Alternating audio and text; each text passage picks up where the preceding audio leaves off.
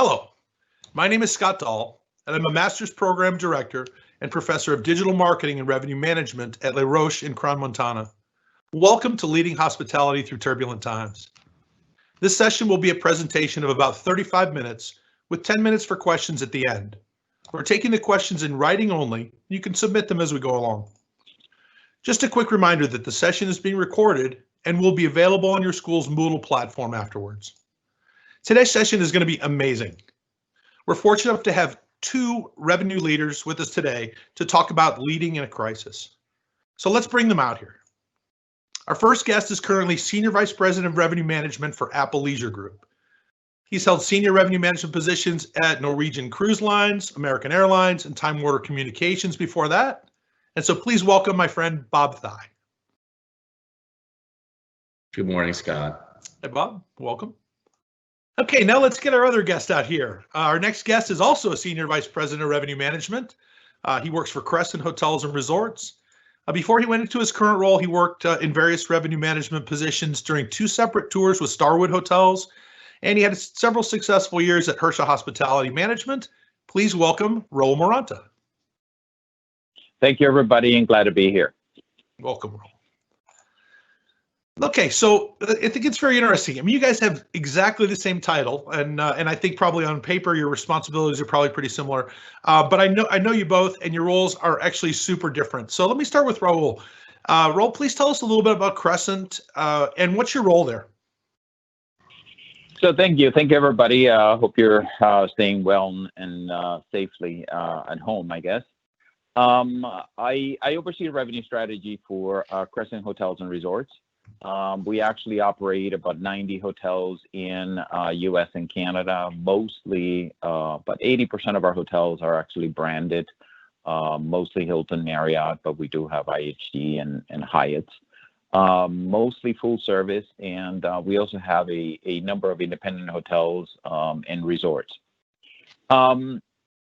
I think the difference, one of the things, for example, in the United States is very clear, is that there's a difference between being, in every hotel, there is a brand, there's an owner, and there's an operator. So think of Marriott as a brand, think of an owner as an investment group, and think of the operator who actually manages the hotel. So it's very typical to have a combination of those things and the way that industries work in the United States. We happen to be a 100% operator, meaning we do not own hotels. We have no equity in any of the assets that we do. So our role, it is to manage basically hotels on behalf of others. So that makes it very interesting because, again, our business model, it is very heavily owner-centric. So we obviously want to make sure that we realize the vision for the owner. We make as much money as we can, obviously, for that owner, and that owner obviously considers that to be an investment vehicle for them and a way to actually maximize their capital. So we have, again, we're currently the fourth largest management company in the U.S. We're very dynamic in the types of properties that we have, the number of hotels that we actually do. We're about a team of 9 on the corporate side, and then there's obviously some property associates as well.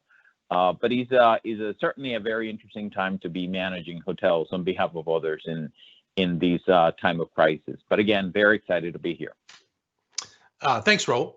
Let's shift over to Bob now. Bob, Apple Leisure Group is a completely different model from what Raul described. So do me a favor and tell us a little bit about ALG and your role there. Sure, Scott. Again, good morning, and also a pleasure to be here. So I head up revenue management for the Apple Leisure Group, and that's the parent company of what is essentially the largest vertically integrated tour company in North America. So we have tour operators, 8 major USA-based tour operators with names like Apple Vacations, CheapCaribbean.com, FunJet, etc. We also own manage 58 all-inclusive hotels in Caribbean and Latin America. They're all inclusive. We also, kind of part of the vertical integration, we have a kind of 500,000 plus seat charter operation every year. So we're bringing, 3 million passengers on vacation, many of those on our own charters to the destinations where we have our hotels. We also have our own ground operator, our own DMC. So we manage the vacation end to end, including the transfers, with a vacation club as well in the mix. A bit of a, if you're based in Europe, a bit like the TUI group, you might argue, in North America, though we as well are what we call asset light. So we do not own any of our hotel properties, and we are a management company, and have a very large pipeline of hotels, even in today's environment, that continue construction and conversion. So a very large pipeline in our future. So lots of growth ahead. Cool. Thanks, Bob. Let's stick with you, and let's jump right into the subject. So leading in a crisis. Right. So I'm just curious, when did you guys first realize that there was a problem, and what was that whole process of realizing it like? Well, it's interesting. So, I personally was on vacation in the Maldives and arrived back home on March 9th to news of, and we've been hearing it while over in the Maldives, of all this problem in China and how horrible it was, because I was traveling through the Middle East to and from, was seeing more people personally seeing people pass through the airport with masks, etc.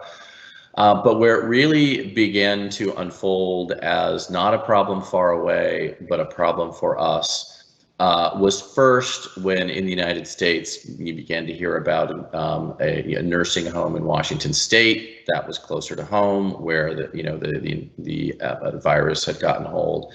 But the moment where we knew we had a problem was March 17th, and that was the date that the country of Jamaica began to speak about quarantining passengers for 14 days upon arrival. And at that moment, we knew we would have to shut our hotels down. Going on vacation and being quarantined for 14 days is not a very good, beach, all-inclusive vacation.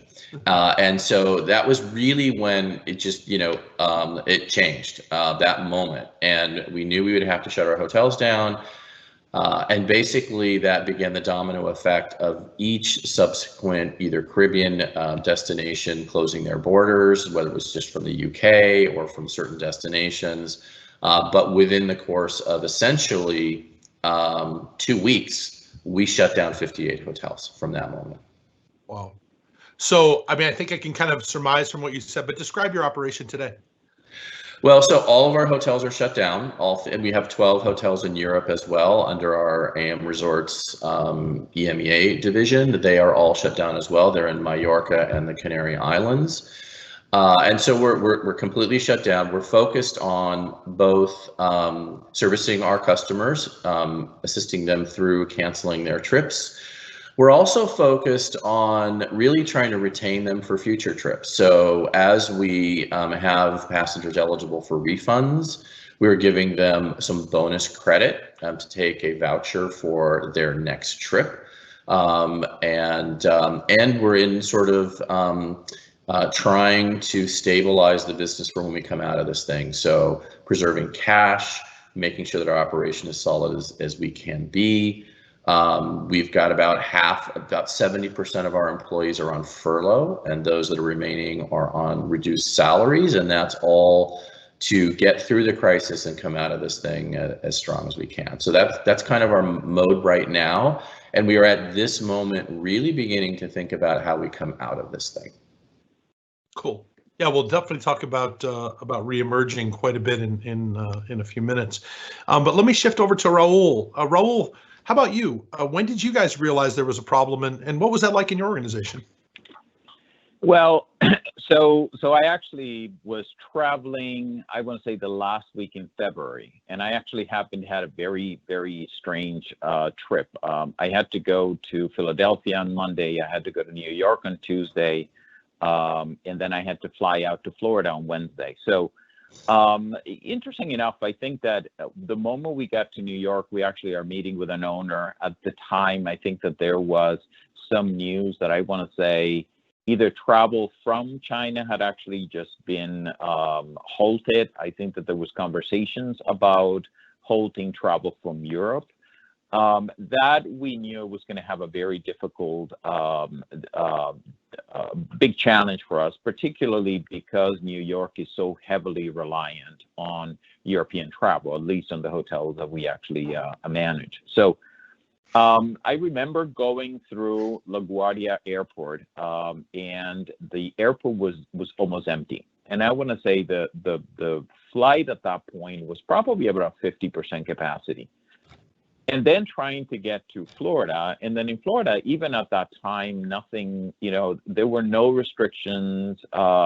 People still, you got to a hotel and they still wanted to hug you. And, it's funny to think that now hugging is probably not the best thing in the world. But no shaking hands. It was a very strange point. I think that when hit me that we knew we had a bigger issue is, I want to say late that week, my son calls me, and my son is actually was supposed to graduate actually the beginning of May. And in late February, the school had just closed classes, went online, and there were talks about canceling graduation. And to us, that's a very big deal because a lot of our hotels actually, the month of May is very important for us for our revenues because there's a lot of graduations, which brings a lot of, high-end customers and high rates and things like that. Understanding or knowing that there was a possibility of international travel from possibly disappearing and from graduations being canceled, it was a very, very big deal for us. And I think, as Bob mentioned, I think things went pretty fast after that. I want to say same thing within 2-3 weeks. I think the shock came the week after, and then we started focusing on a couple of things. One was, as I mentioned, we manage hotels on behalf of others. Every ownership group has a very different capital stack, very different investment strategy. So banks started calling and trying to figure it out. What is an updated forecast? What does that look like? And at the time, I will say middle of May, we had thought, well, the month of April is probably going to be difficult. May, we will come back. June is going to be fine. So we had said, well, we probably need to survive the next 2 months and then we'll be fine. And I think as we have realized, particularly in the U.S., restrictions haven't been standardized throughout the country. Every state and county has been different. And our goal has been just to keep up with whatever restrictions we have at the state and county level. And then being able to provide, direction to our properties at the same time that we actually are helping owners apply for relief loans and things like that. So we've been working on both sides of the fence, which is, how do we help our owners stay fluid, stay, somewhat cash preservation mode. And then at the same time, being able to provide as much information to associates of the hotels that we actually have operating to be able to survive and start planning for the recovery. Okay, cool. Thank you. So let me stay with you, Raul. So you mentioned a lot of stuff going on right now, but how do you operate in this environment, right? It's very thin. You mentioned furloughing of employees. You mentioned 9 corporate staff of 9. I'm going to guess that was not the number on New Year's Day. That was probably a different number. But how do you manage in that environment that's so austere, and yet still prepare yourself for when demand starts to return? In other words, not lose sight of the eventual recovery. Actually, we are lucky enough to actually work for Crescent Hotels and Resorts. At the corporate level, our CEO decided not to furlough a single associate. And that was both a conscious decision and a strategic decision in a way that we work on behalf of others. And we felt that we needed to have as many touch points with our owners and help them assist them in whatever we could in order to survive. And we felt that coming out of it, that we were going to be stronger for it. One of the challenges that we've actually had in this current environment is that brands have actually had a significant amount of furloughs. So that actually has reduced the amount of support that a hotel actually is able to provide, a brand is able to provide to the hotel, from operations to, all marketing has been halted. And I think what we have done, our team has been focused in the month of March, a lot of it was actually trying to figure out how to forecast, provide an updated number. But beyond that, I think what we have been working on is picking up where on the field, on the property, yes, there have been some furloughs on some associates, and we have at the corporate level been able to cover a lot of that work. There's been some revenue management associates that actually have been furloughed. We've been able to help in that process. For us, for example, in the month of April, was trying to find what business is still traveling. So we know that government still travel to some degree. We know that nurses and anything that has to do with hospitals is actually traveling. We have actually hotels that have National Guard. And being able to make those touch points, being able to call out on clients and figure it out who is still traveling, who can actually refer business to us, we have still been able to find business in this environment. And that is what we have been focusing on. And actually now, the month of May, we have been working on having a modified reopening marketing plan. As we get on, we now are figuring out how does the fall looks like. I think one of the things that happened for us is that a lot of business that would have historically been in March, April, and May, which are heavy convention hotels and heavy group months, they have been now shifting to September, October, November. So if you think about the fall and you remove the holidays, you remove the American Labor Day, you remove Halloween, you remove Thanksgiving, you probably end up with maybe good 3-4 weeks worth of travel. And that travel now is getting actually locked up with a lot of businesses.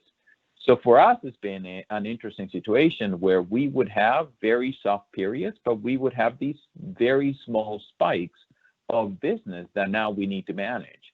And we need to manage an environment where our clients are still want to have great deals. And likely it is that because there's so much available inventory, we have to move quickly and we have to close that deal before somebody else actually offers a better deal. So it's actually been quite interesting, but we've actually been very, very busy. I didn't think that we would be busy in a 10% occupancy environment, but we are. And that's the business that we're in, and that's what we need to do for our clients. So clearly, one of the lessons, right, is to chase the business that's available in an environment like this, right? And I think you make a really, really good point of understanding, those government travelers that are still traveling, those essential workers that are still traveling. But I think based on 26 hotels being closed, I believe that means the majority of your hotels are still open, which give you some pretty interesting visibility into booking patterns. When do you think what's your just very, very preliminary opinion? When do you think we'll start to see some of the travel that we were accustomed to before the disruption start to come back and replace some of this more situational type demand? So it's interesting. We actually are looking at it by market segment and by location. So, for example, the moment that Georgia was the first state that actually opened, we saw an immediate spike in occupancy.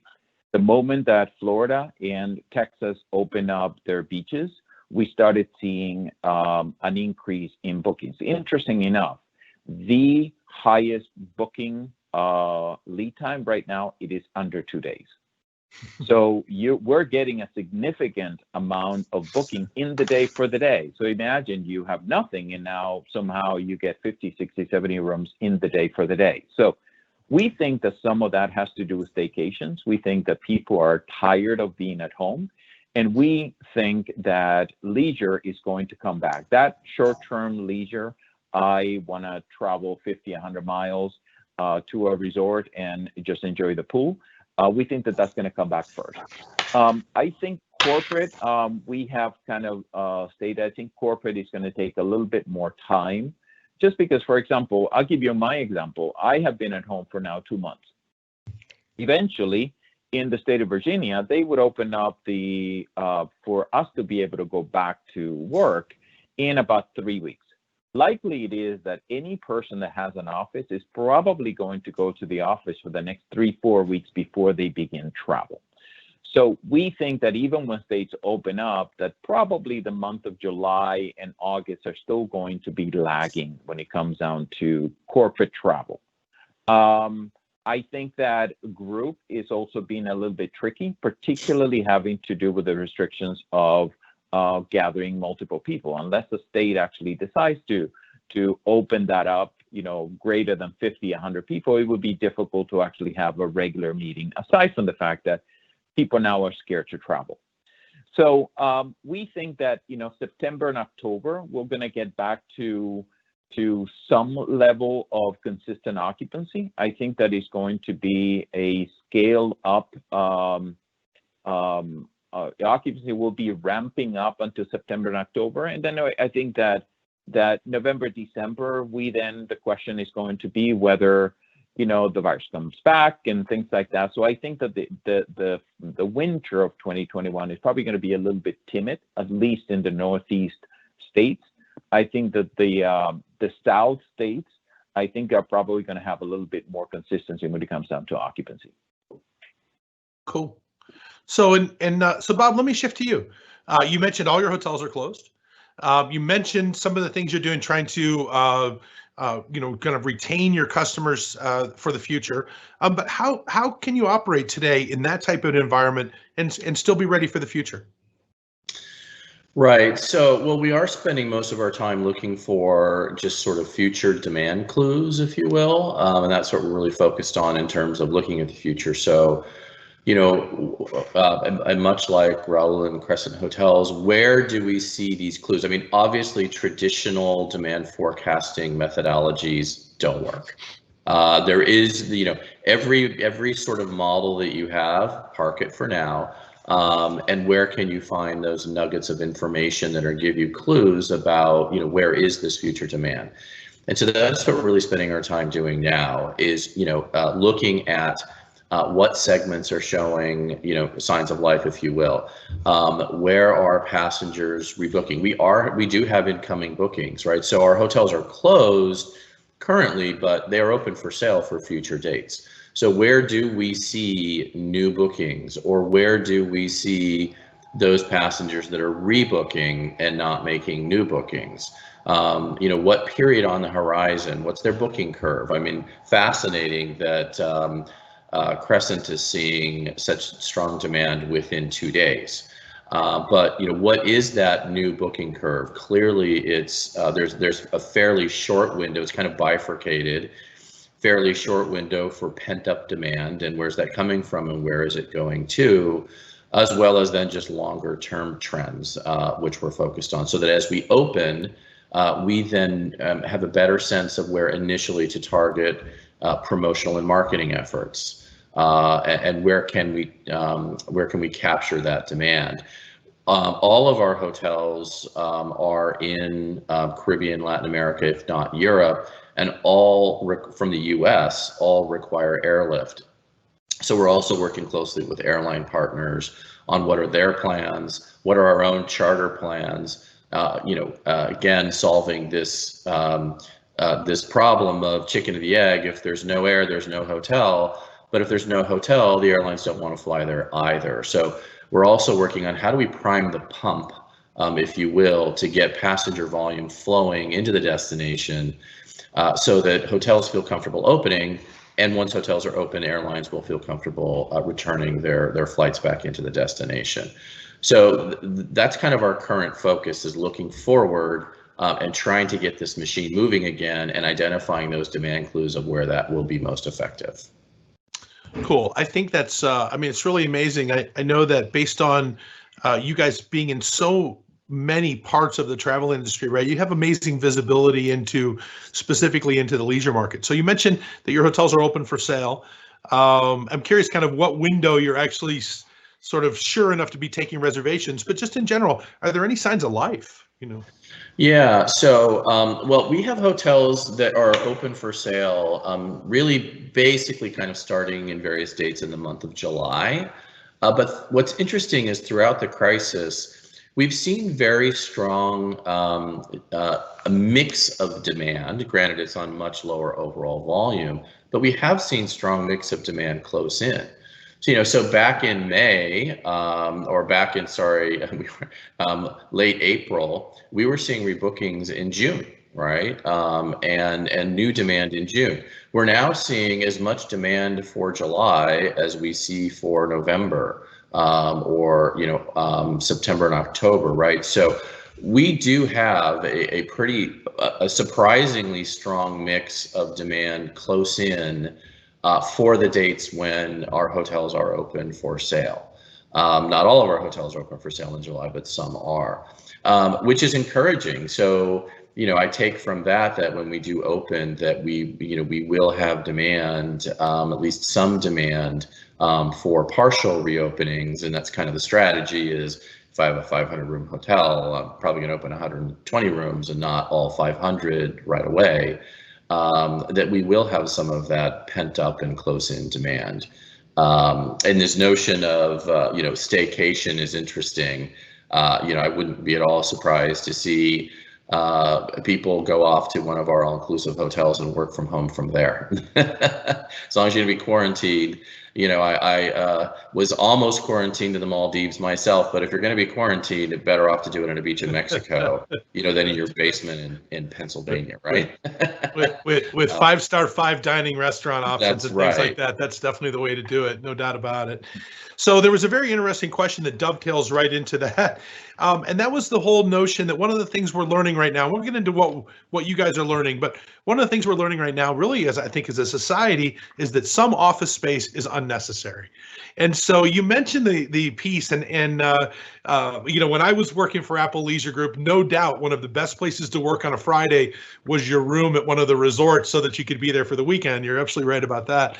But I'm curious. So, how do you guys see that potential to work from home piece impacting you? And I'll ask you first, Bob, and then Raul, when we get to you, I'll just kind of remind you to touch on that as well. Yeah, well, Apple Leisure Group is in a little bit of an interesting time in our history in that 2 years ago, just over 2 years ago, we merged with the Mark Travel Corporation, which created then our larger Apple Leisure Group. And so we actually had, sort of probably over office space, kind of when you immediately merge, we were combining companies and combining office spaces. And so we were probably heavy in office space to begin with. But now having everyone work from home has sort of accelerated the process of us realizing that we can close some of that office space, and we are. And so where previously we might have had a smaller office footprint still in one location, in several locations we are going to full work remote operations, and we are just closing office space that we didn't previously think we would necessarily close, or we previously thought we would shrink. So I do think that this, whether that's just accelerating a natural phenomenon that was occurring in, kind of American work culture, or whether it's just really a true, kind of change in the way, America works, we're certainly seeing that in our company. Our sort of office footprint is smaller coming out of this thing than it was going into this thing. Cool. Let me ask you one other question that's come up from the audience too, and it's a little bit outside of probably your primary space, but it has to do with some of the innovation around sanitation and cleanliness. And let me actually frame it up slightly differently in that, I'm wondering what you guys are doing with that. And there's a question from the audience about that, but also the importance of communicating that. So it's one thing to have those great processes. It's a whole other thing to be able to have people have confidence when they book. So speak to that a little bit if you wouldn't mind. Sure. So I mentioned previously that we've just rolled out a whole new sanitation process in our resort. It's called Clean Complete Verification 360. So the first thing we're doing is we're doing a variety of webinars for our travel agency community and all of our tour operator partners on what those procedures are, and that has actually happened already over the last basically 10 days. And so, we are, we sell wholesalers to the trade, to the travel agency community. And so a lot of our efforts first are educating our travel partners on what all of those procedures are, to rave feedback actually on how we're communicating that to them. So a comprehensive communication plan. Then as well for consumer, all of that then posted on our websites, so that consumers can research what those processes and procedures are and confidently book, knowing what that experience will be on property. Cool. All right, I'm going to bounce back to you, Bob, in a second and talk to you about a little bit about what you think might be some lasting changes. What's going to stick around. But let me shift over to Raul for a second. Raul, I want to throw you those two audience questions, if you don't mind. The first one: how do you think the whole movement towards working from home that seems to be gaining some speed will impact the hospitality industry? So if you think about, I think it is going to be by discipline. So for example, I know that you can at some hotels check in with an app, but reality is that we are in the hospitality industry and you need people to run hotels. Even in the hotels where we actually have closed, believe it or not, there has to be somebody in the building 24/7. So majority of our general managers in the hotels that are closed are actually going to the hotel every day and still going to the building. Some of it has to do with safety, some of it has to do with protecting the asset, but there has to be somebody physically there.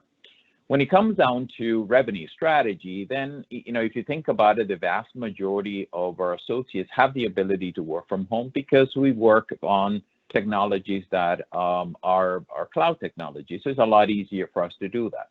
I think that the reason why a lot of our associates actually work in the office is, particularly in the larger hotels, is because it's a lot of coordination with the sales team in terms of groups and strategies and things like that, which is a lot easier to do on the property side, again, for larger hotels, resorts, and things like that.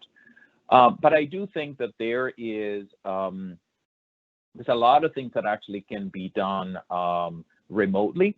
I think one of the things that we have found is obviously technology is a big part in not just being able to log into email, but communicate. And the fact that we actually are doing these, remotely, actually, it is the perfect example. I think all of us have been somehow experts on Zoom somehow, and that wasn't the case. And then you get into situations of, silly things like, what does your background look like? Do I have the right clothing? Do I look right on camera? Those are things, for example, that people were not used to it. And one of the reasons for that is because we have, at a hospitality industry, we've always been a very high-touch discipline, high-touch industry. We want to see everybody. We want to be able to talk to everybody. And for example, on our case, we have had far more conversations, far more communication on video with our teams now than we used to do before. So I would go 2-3 days without, talking to somebody on the phone.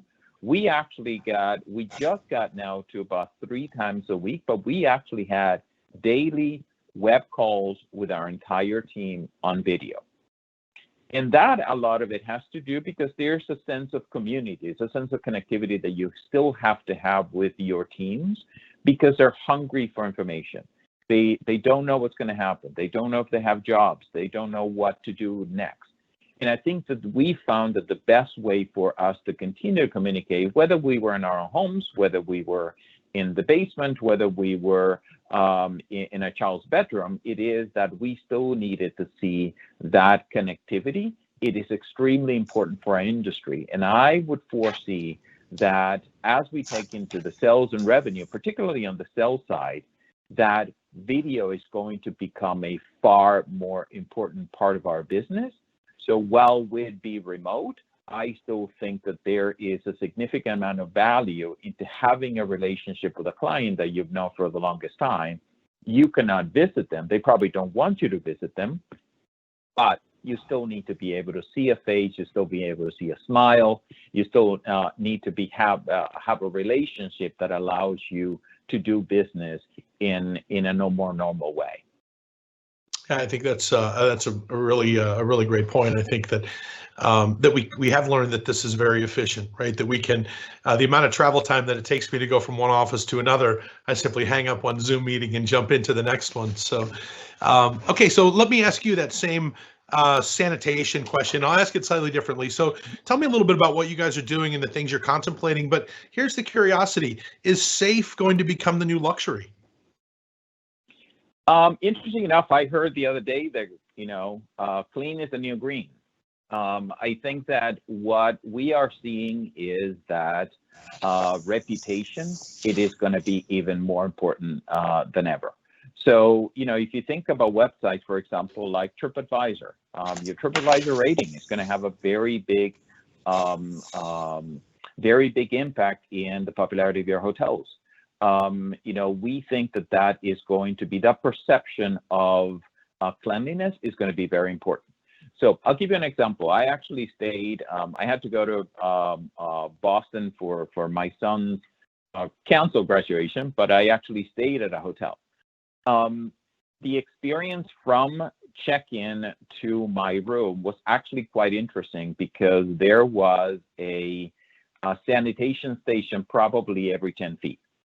The person that checked me in had gloves and had a mask and handed me a paper and actually said, you can probably check in with your app and get your key through your phone. And I think that that's probably the extreme. I think that is going to change a little bit, but I think that the perception of cleanliness is going to be very important moving forward.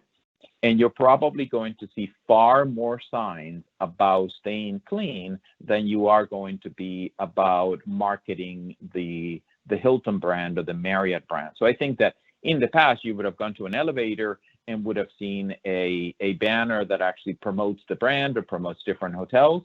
I think safety, cleanliness, knowing that somebody went into your room, for example, we check in and we have little notes from housekeepers that say, I just cleaned your room. I think those little details are going to be extremely important. Other interesting thing is, for example, in our hotels, we now, if you check out, we won't clean your room for 2 days. And the reason for that is because the assumption is that if there was a virus in the room, that room is the virus is going to die in 48 hours. So as we start cleaning rooms, I think there's also going to be a question about not just what chemicals we use, and we have an entire procedure and to enhance cleanliness, but what happens, for example, to things that we wouldn't worry about, your pillow. Would you replace your pillow on every stay in every checkout? Do you take your pillow and now put it in a dryer for 20 minutes to kill any bacteria they have out there? So there's been a significant amount of enhancement procedures that we have put in place that we wouldn't have thought.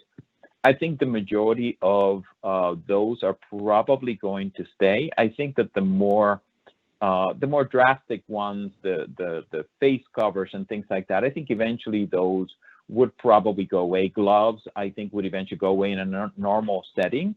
But for now, I think that they're in for the next 4 or 5 months. And I think guests are also going to be expecting that. So we need to be conscious of that. Thank you. Thanks, Raul. So, Bob, let me now come over to you and ask you for a prophecy. Obviously, a lot's being learned right now.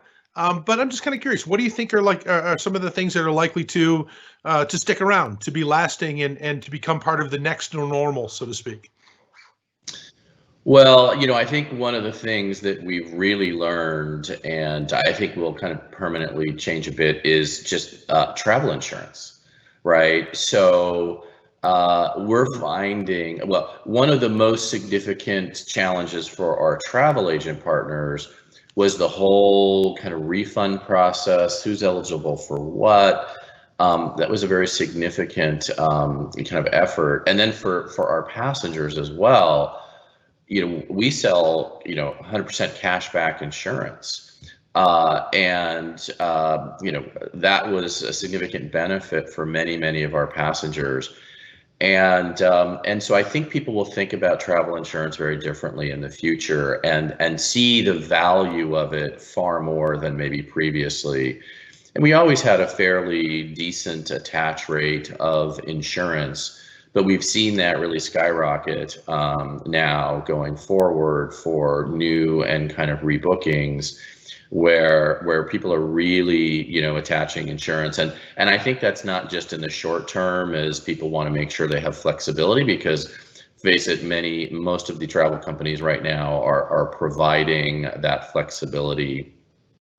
But our travel insurance products include both a pre-departure, cancel for any reason type attribute, but as well there's the in-destination, kind of medical that comes along with it. And I think this just sort of permanently resets people's perspective about what can happen, and what to be prepared for. So that kind of level of protection and preparedness, I think, is just going to be a new mindset as people do travel. So I think people will get back on the road and back traveling, but they'll probably value that travel protection a little more than previously. And then just the other thing too is, I'm surprised myself personally how comfortable I am now after just several weeks wearing a mask into a grocery store or to my local building supply store. That would have been unthinkable for me just 2 months ago. And now I will stare at someone who's not wearing one, as if that's the abnormal or out of the norm behavior.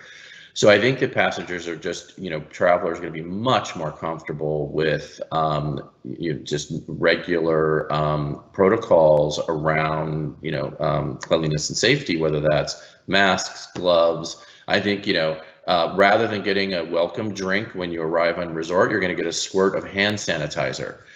Right, and that's going to feel normal, and that's going to feel, well, wait a minute, where's my hand sanitizer, rather than, wait, where's my flowery tropical drink, right? Or where's my champagne drink, where's my hand sanitizer? And so I think those are things that are kind of permanent mindset changes that we'll see going forward. Awesome, thank you. Yeah, I can see a very nice branded logoed hand sanitizer with a little umbrella sticking out of it. It doesn't have the same impact, I think, as a coconut with a straw, but maybe that is the new normal. Right. All right, guys. So this has been a fantastic session. We're kind of running up against our time. So what I'd like to do, I'm going to start with Raul first. But what I'd like to do, consider the audience, students getting ready to enter the hospitality industry. So Raul, one final word of wisdom for that group of people.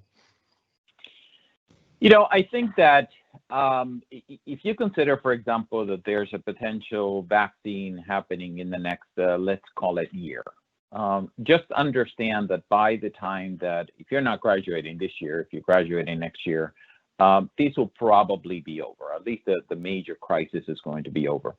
I think that there's going to be some mild changes to our industry when it comes down to, actually, food and beverages being one interesting potential change in terms of serving and distancing and things like that. But in general, I think that if you consider that a year from now, we're probably going to be looking at a very different environment. I think technology obviously is going to be a play and continue to play a big part in what we do. But the most important thing I think you remember is hotels cannot run themselves. And at the end of the day, as technology replaces what we call the predictable outcome, right? If this happens, then that happens, particularly in the technology environment. What is left in our industry is the decision-making process. What's left in our industry is you cannot automate excitement, enthusiasm, strategy, direction. I think that what I would probably say is, while yes, digital will continue to play a big role and technology will continue to play a big role, at the end of the day, it comes down to leadership. How did we navigate through this process? What kind of information did we provide to our associates? I think those are going to be the things that are going to be critical for the future. If you think about a team and you think about any type of sport, the players, you can have great players, you can have a great facilities. Just as important is the coaching.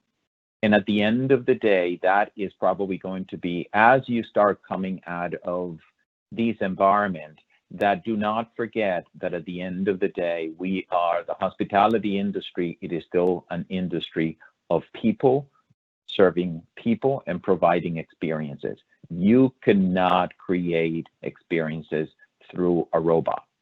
So at the end of the day, remember that just as important as it is what you learn in school and what you learn in the tricks of the trade, I think at the end of the day, somebody needs to be able to provide that leadership, to be able to take the hotel, to be able to put whatever business you're in to the next level. Cool. Thank you. That's super advice. And so, Bob, I've known you for a while. How about one final life-changing word of wisdom from Bob Thye? Well, and so my point of view is framed a little bit from having worked at American Airlines during the 9/11 terrorist attacks, and where no planes flew for I think 6 days, and at that time, we thought travel was over. No one would ever travel again. And now look at how robust travel had been in the last few years, prior to this event. So, my thinking and my word of wisdom would be, in a very long career, you will remember back at this time and marvel back at kind of this short-term issue, and think of it as it was very short-term time, and what that impact was, and how we thought right now, oh well, our hotels won't open, people won't travel. This will permanently stunt the travel industry and my career prospects. And I would just say that you'll look back and this is in a very long career. This is a very short period of time, and travel is here to stay. The world will travel again. We will get back to growth and amazing and providing amazing experiences for people, and that's why I'm passionate about this industry, and that's why I'm in it, because travel is the kind of the lifeblood of kind of human need, and that will never die. And so just don't let this daunt your your career aspirations. That's beautiful. So I think that's fantastic. So, right, I think it's pretty good advice. Leadership is key, and perseverance is what will get you through this. So fantastic advice. Gentlemen, Bob, Raul, I want to thank you both very much for the time you've spent with us. I think it was a fantastic session. Really enjoyed it myself, and I hope our audience did too. For those of you that are attending, I hope that you enjoyed it. I think we addressed all of the questions, and so I want to thank everyone that was here today, and thank our panelists once again, and wish you guys all a fantastic week. Thanks very much. Thank you. Bye-bye. Thank you. Take care.